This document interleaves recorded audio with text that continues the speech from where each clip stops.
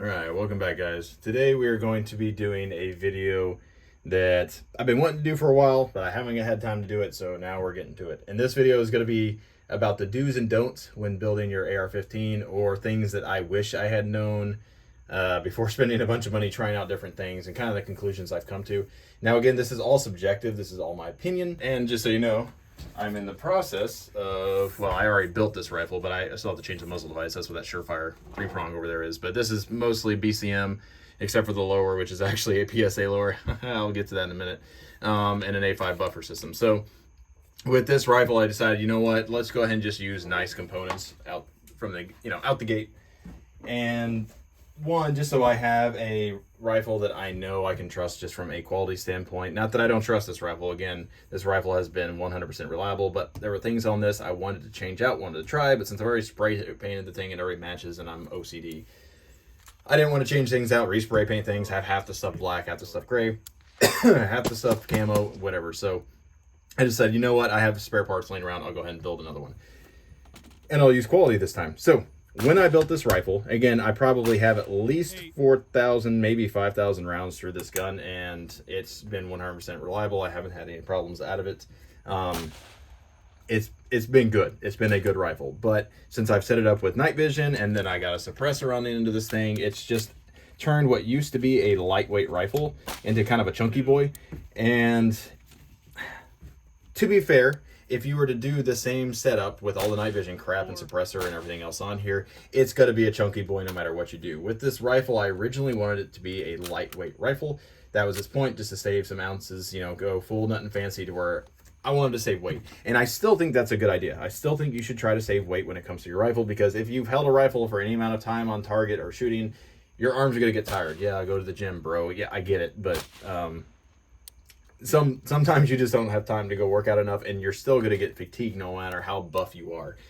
All right, so let's start from the back end forward and my reasoning for why I did everything. All right, so on the end, yes, I have an MOE stock for Magpul, and it wiggles. Does that bother me? Not one bit. I've never had a problem with that. Whenever you're getting a cheek weld on like a really high power magnification scope, which this one's not, is that annoying?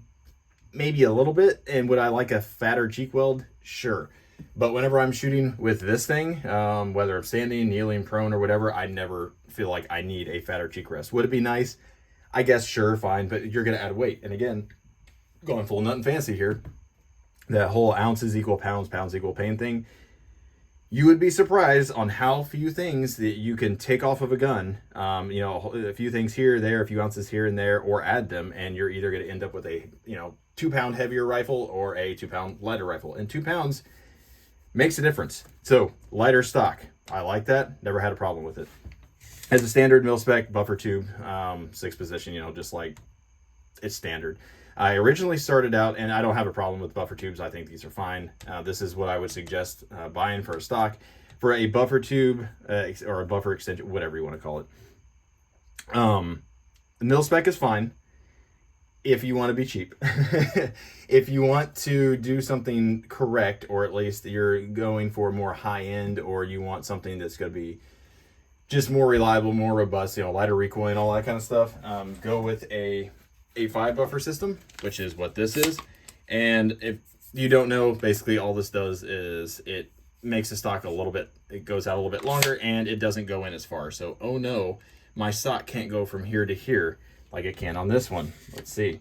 That is such a big deal. All right, but what that gives you is more reliability. So I went to a Sons of Liberty Gunworks, and now granted they do sell these, so maybe they're trying to do some marketing. That's fine. But he does believe that the A5 buffer system is an actual improvement to the AR-15. So, and if you know him, he's not a big fan of change. So if he actually likes something, then it is a proven design. And if I remember correctly, I think BCM actually developed that. I could be wrong. Maybe someone else did. But more or less what it uses is just a rifle length spring with a kind of proprietary buffer that's bigger than an H3 buffer, but smaller than a rifle length buffer. So it's just kind of that Goldilocks zone. And it's designed to be used with like carbine length gas systems or mid-length gas systems. I guess you could use it with a rifle length gas system if you wanted to as well. But if you know anything about the AR-15, it was originally designed with a long buffer tube, and it had a full rifle length buffer that was heavy and had a longer spring. So what that does is, one, it gives it more time to slow down, so it's a smoother recoil impulse. And then whenever it slams forward, you have more spring power and more weight to slam that bolt carrier group home to force the round into the chamber. So if you're worried about, you know, reliability, it is a more reliable system, and it makes it softer shooting. So it's a win-win. I mean, if you've ever shot a carbine link gas system that has, this one's mid length, but if you ever shoot a carbine link gas system where it's like here, you just know how violent it is, especially whenever you have like a carbine buffer in here. It's a no-go. Do not buy your cheap carbine buffer. Let's talk about that now. So buffer tube, get the A5 if you have the money. If you don't, a standard M4 will be fine, but I would highly suggest you get an H3 buffer and the extra strength recoil spring from Springco. Yes, from Springco. It's a blue spring, if I remember correctly. It's just like slightly more powerful. Now, you might have to play around. Some guns are overgassed, some guns are undergassed. If you're going to suppress your rifle, buy an H3 buffer with that extra power recoil spring. I almost guarantee you it will cycle just about everything, because a suppressor just adds a ton of back pressure. So go ahead and get to the H3, and if for whatever reason it doesn't work, get an H2, fine. But if it doesn't work with an H3 buffer, it's probably not going to work with the A5, which means, honestly, your gas system's all jacked up, or your gas port or your gas tube, something's messed up. It should, every rifle, in my opinion, should work with an H3 buffer. And let's move on farther down. So, castle nut is really irrelevant. Just make sure you stake it. All castle nuts need to be staked. I will die on that hill. I've seen so many of these castle nuts. Now, granted, this staking is pretty crappy. I did that one myself. That one's even crappier, if you can see it. Did that one myself. But they haven't moved. So I think I did one of those with a screwdriver. Again, I built this rifle when I kind of knew what I was doing, but I didn't really know what I was doing. I built this before I took classes and armor courses and all that kind of stuff. So the staking is adequate, but it's not good looking. So you should stake your castle nut. Now, part of the problem was this is a Magpul QD mount, like end plate back here. And if you know these things, if you've ever tried to work with these things, the metal, I don't know what it's made out of, if it's made of diamonds or what the thing is made out of, but it's hard as a rock. And I had the hardest time trying to stake that material to actually get material into the little notches on the castle nut. So highly recommend not getting the Magpul. Again, sorry, I love Magpul stuff, but I don't like those because they are so freaking hard to actually stake correctly. So what I would recommend, and this actually comes with the A5 buffer system, is the BCM one. So this one just fits in the back. It's a QD. Also, it's thinner, but it's your traditional material that can be staked. So as you can see on there, I have a stake on both of those. That one's kind of okay. The other ones, I mean, they're adequate. They work. All right, so moving farther down. Sorry, this video is going to be long. I like the standard MOE grip. I don't have a problem. If you like the one that's more vertical, go for that. That is 100% personal preference. I don't care. One thing also with the stock, if you're trying to keep it lightweight, don't get ones with little compartments where you can put Skittles and batteries and all kinds of crap in. You're just adding more weight. Now, granted, if you're going to add weight, the rear of the rifle is a better place to add it, but stop putting crap in your AR-15. It's not a backpack. Like, put stuff in your backpack or in your pockets and leave this plain. You're going to end up with a very heavy rifle. What I do keep in here, and again, I kind of eat my own words here, what I do keep in here is one spare battery for the optic. It's just a CR123A, that fits in there. And since everything is QD on here, I don't need tools to remove the red dot sight. But if you do need an Allen key or something to remove it, go ahead and put that in there as well, because it doesn't weigh really anything. But don't go putting tons of batteries for all your optics and trying to cram them in there, or those little plugs that hold an extra a bolt for the bolt carrier group or extra rounds. Like, that's just added weight. It's not going to do anything. I don't know why you'd want 2 or 3 rounds in there anyways. Like, that's not going to do any good. So adding useless weight in there is dumb. Again, batteries or like a lens cloth, something like that weighs nothing. A lens cloth is actually a pretty good idea as well to put that in there to where you can clean that off. But any grip will do, personal preference. I like the Magpul little trigger guards down here because they add a little bit larger area. So if you're shooting with gloves in cold weather, that's nice. I have had the little screws strip out on me before, so make sure whenever you're tightening them to like really push down and then turn, otherwise you're gonna crack that the screw itself where the Allen key goes into. It's just gonna split open. Now you can get them out, but it's a pain in the butt. But I like these. If you can buy the lower receiver that has one integrated into it, then go with that.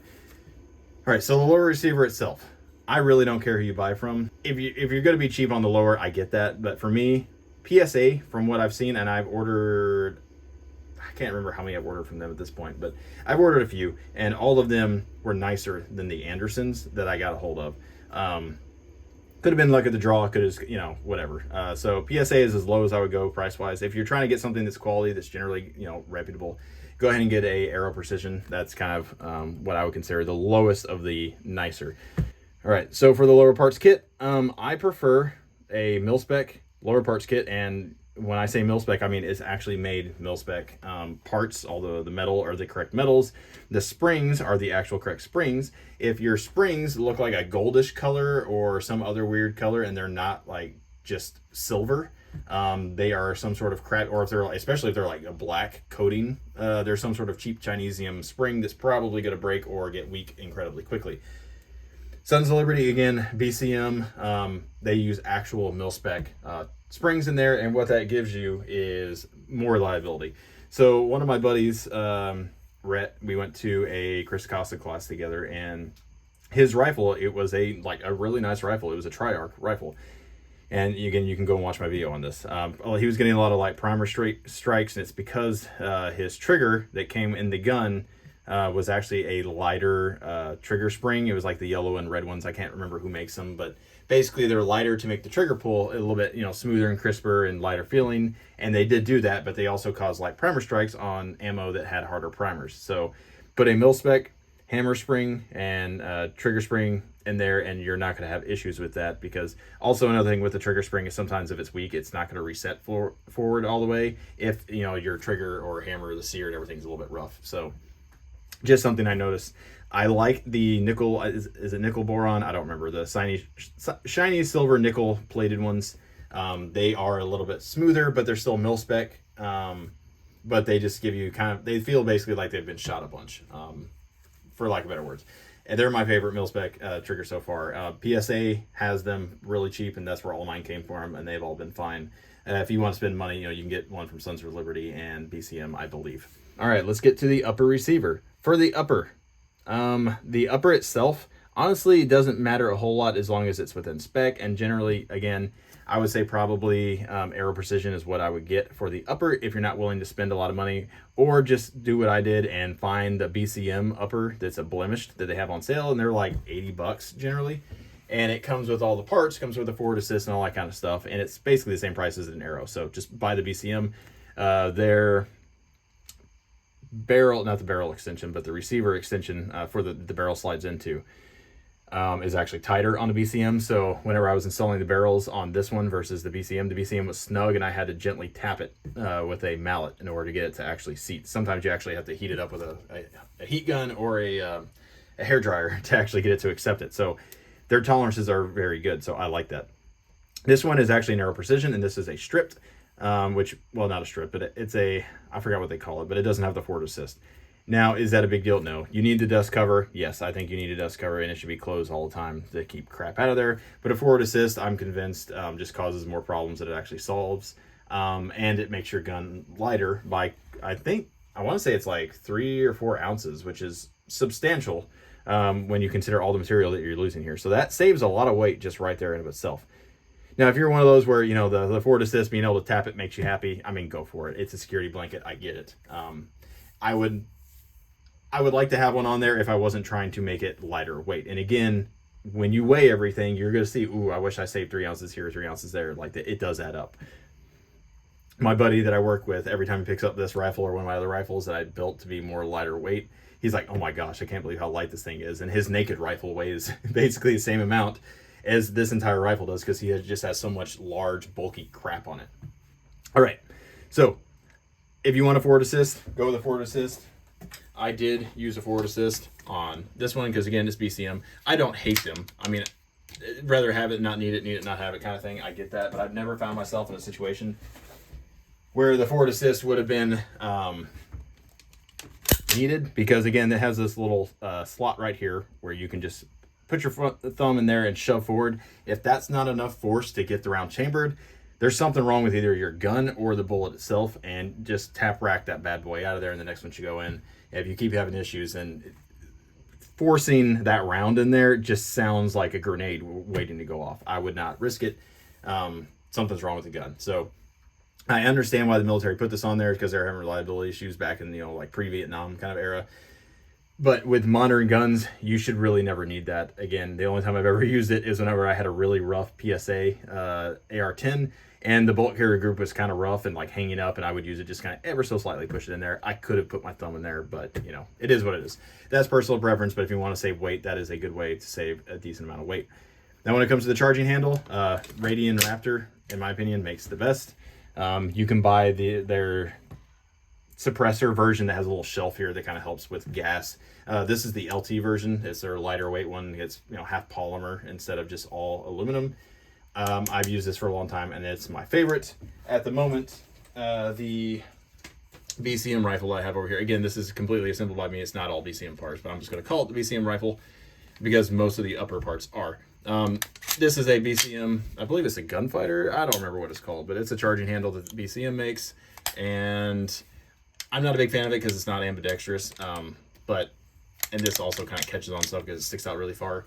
The Radian does not stick out super far, and if you get one of those really aggressive ones that are almost look like bat wings or something, like, yes, they're easy to grab, but they are going to catch on all of your clothes when you sling your rifle.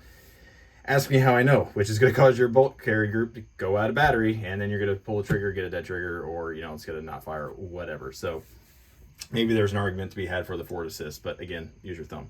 So if you're going to buy a charging handle, I would recommend the Radian Raptor because those are my favorite. You can get away with a mil-spec. Mil-specs work just fine. I just like this. It gives you a little bit of extra. It's ambidextrous in case you're a lefty or wrong-handed. And they make the suppressor versions. Now with this rifle, with this setup, I don't get gas to the face. It's not gassy at all. So I don't need that. But if you're going to spend extra money, or you have a suppressor that makes your gun more gassy, then that might be an option for you. Now for optic selection, I made a video on this. I don't know if I released it before or after this video, but I would recommend the EXPS 3-4 in conjunction with either a 5 or 6 power magnifier of whatever brand you want. This is a Primary Arms 6X magnifier. An EOTech magnifier will work just fine as well, but I like as much magnification as I can get. And if you want to know why I say all this, go to my video. It's probably going to be 30 minutes long, but go watch that. All right, so bolt carrier group. Don't buy shiny snake oil, I guess, for lack of better words. If it's hard chrome, it's probably fine. If it's phosphate, it's probably fine. I would not recommend getting gold, nickel, all that other kind of shiny stuff. Again, watch, I don't know if Sons of Liberty Gunworks has actually done a video on this or not, but basically he just likes phosphate because the phosphate holds the lubrication better, and yes, you do need to lube your gun. Nitride, it makes everything slicker in theory, but because of that, it doesn't hold lube. So my nitride bolt carrier groups actually get more gummed up faster and cause malfunctions quicker than a phosphate one that's lubricated properly. Now, if it stays lubricated or you spray some lube in there every now and then, it doesn't really matter, but if you start off both carrier groups with the same amount of oil on them, I guarantee you that phosphate one's going to run longer. Now, whenever I took that Chris Costa class, this rifle, not with this bolt carrier group, but this rifle with a nitrated bolt carrier group that I got from Brownells, started gumming up and having malfunctions, like hard malfunctions, where I had to mortar this thing in order to get rounds out. And it's because that bolt carrier group was super dry and just filthy. And that was after about 800 rounds. So yes, are you going to be shooting 800 rounds before you get a chance to clean your gun? I don't know. But I have not cleaned this gun since I've had this bolt carrier group in there, or a lot of my other ones, and they with just standard phosphate, and I've had more than 800 rounds in those, and they have not malfunctioned. Now, granted, that's over time, not in a single, what was it, a 2 or 3 day class, I don't remember. So yeah, that's part of it. But if you're going to buy a bolt carrier group, go ahead and buy either a BCM, Sons of Liberty Gunworks, or just pick your favorite mil-spec bolt carrier group. I would say just go ahead and get a Sons of Liberty. You can get them on sale generally. I got this one on sale for like 125 bucks. And whenever I saw that, I bought that one, and then I saw it again on sale later, and shocker, there's one in there too. And it's just because their quality control is really good. They have lifetime warranties on their stuff. You break something or you wear it out, like they ship you another one. So that's cool. And also they make it to military specifications, actual military specifications. Go look at their website, and they nerd out and put all of the crap that's in this gun or in that bolt carrier group that's required under those testings. A lot of companies will say it's mil-spec and mil-spec is mil-spec. Well, what are the actual mil-specs, and did they follow them? No, they did not. There are actual specifications the military requires. And just because it looks like mil-spec or it's the same general dimensions does not actually mean it's mil-spec. So don't be fooled by that. If you see a bolt carrier group and it's less than $100, guarantee you it's not mil spec and there's going to be cheap components in it. Now, the components you want to look for is, one, make sure the extractor is phosphate, not something slippery like nitride or something else, because the whole point of the extractor is to hang on to that case and rip it out. You don't want something slippery there. The whole point is friction. You want a spring co, 5-coil recoil or ejector spring, and one of the inserts. I don't think it matters if it's the O-ring or the actual insert itself, like the little pillar that goes in between the spring. I think that's what comes in these. But you don't use both. If you use the spring co ejector spring, you just use one or the other. All right, so these come with that standard, and they also come with good quality spring co springs for the ejector plunger, the spring that goes in there, and they're just all around guns. So better, they're all around guns. They're all around better bolt carrier groups. All of the bolt carrier groups I've had up to this point were either PSA, Brownells, or I had Smith & Wesson, and there was another one that I've had at some point. But all of those other bolt carrier groups, to get to the point, sorry, I had to stop myself so I don't go down a rabbit hole. To get to the point, all those other bolt carrier groups were very inefficient when it came to gas. So whenever I had the nitride bolt carrier groups in here, my ejection pattern was actually, I wouldn't say significantly, but it was noticeably weaker because there was a lot of gas leaking out all over the place where it wasn't supposed to be, because all the tolerances inside those, because again, they're nitrided, they're not chrome lined, they don't have all the actual correct military specifications in there like this. This is the gas tube and the, not the gas tube, but the gas key, and the inside of the BCG itself is actually chrome lined, which adds a amount of thickness to the material. So think of that almost like a gasket. Whenever, and this whole thing is basically a piston. So whenever the bolt carrier, or whenever the bolt is interacting with the bolt carrier and they're going in and out and the gas rings are creating a seal, the tighter that seal, obviously the less gas is lost. And there's 3 or 4 different places in there where you can lose gas. If you watch School of the American Rifle, he does a really good breakdown of autopsies on bolt carrier groups, and he'll show you kind of what that looks like. But this one is extremely efficient, meaning there is no gas leaking out anywhere that it's not supposed to be. And the ejection pattern was substantially different with this over one of the other ones. Does that matter? Maybe, it depends. That just means this is going to be more, it's going to be more reliable because you're getting all of that gas where it needs to go. It's not bleeding out other places. It's also not going to gum up a bunch of other stuff. So that's good. You're not going to get leakage. I don't notice any blowback into my face because it's so efficient. All of it's coming out where it's supposed to over here. Now, one negative to that is you're going to get harsher recoil because all that gas is being utilized. That bolt carrier group is going to come back faster because it's got more oomph. It's actually, more efficient, so you're going to get more oomph, which means if you're using a B5, or not B5, but an A5 buffer systems, you're not going to notice. But if you're using a very light, like, a standard carbine weight buffer, it's going to be more violent because, again, it's more efficient. You're getting more gas. So that is one negative to that.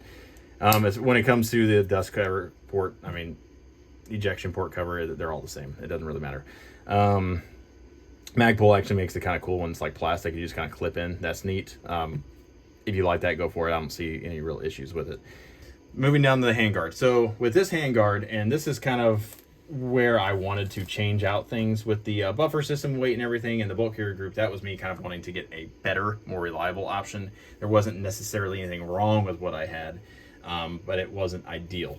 So with the handguard, this is a Stinger made. Hopefully you can see that on there, STNGR. And for their price, they make solid rails. This rail has not lost zero on this night vision device, the laser aiming device. It's held in place. They have the anti-rotation tabs on both sides, and it clamps down, fairly snug. And they have, some QD mounts on both sides. So, and they come in all different flavors. Now with this one, I again was trying to save weight, and these are fairly light handguards. But they're not as light as you would think they are because they have bulk here where the QD mounts are, and they have one on the other side too. So because they made it ambidextrous, they just added a hunk of aluminum here that doesn't need to be there because I'm not left-handed. So I use it on the other side. So there's extra weight. I got the shorter one, as you can see down here. So it's kind of weird with the barrel sticking out down here, and I'll get to the barrel and everything else there in a second. So because of that, I was trying to save weight and ended up not liking it because this rail was not long enough and to actually cover the barrel, and two, all of my stuff was closer to me, so I had less room for my hand to go. And whenever I'm trying to shoot in the prone or on a sandbag or anything like that, because I have stuff on the bottom and this doesn't go all the way out, there's very few places I can actually set this to where it doesn't either interfere with the barrel or get in the way of the handguard or the vertical grip down here or something. So when you go with the handguard, yes, I like these handguards, are fine. One, if you go with this brand, fine, but get a longer one.